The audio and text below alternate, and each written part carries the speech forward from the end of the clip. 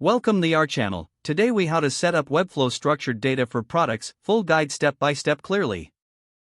To set up structured data for products in Webflow, start by logging into your Webflow account.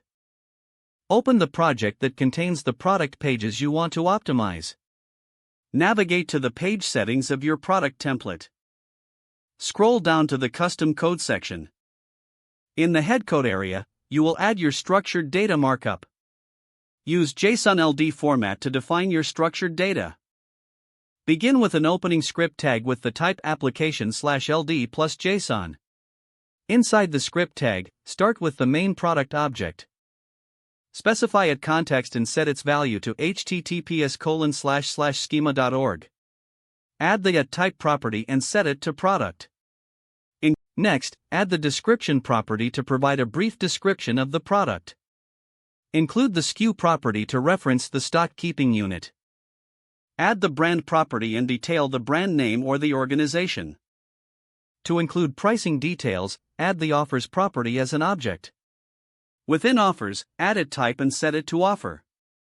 Include the price property and define the product's price. Add price currency and specify the currency code, such as USD. If available, include availability to show the product's stock. To finalize the structured data, close the script tag. Once you've input all the necessary data, click Save Changes. Publish your project to implement the structured data. After publishing, use Google's structured data testing tool to confirm that the markup is correct. Look for any errors or warnings and make necessary adjustments. Monitor the performance of your product pages through Google Search Console for any indexing issues. This completes the setup for structured data in Webflow for your products. If the page does not load, refresh the browser or try again in a private or incognito window.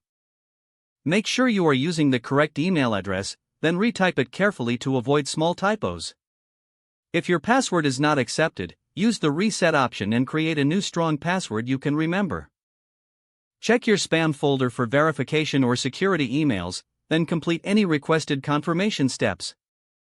Enable two-factor authentication if available to improve account security and reduce unauthorized access risk. After signing in, review your profile details so your contact information and settings are accurate and current. If you see an error message, note it down and try again after restarting your device and internet connection. Don't forget to like this video and subscribe to our channel for more step-by-step tech guides.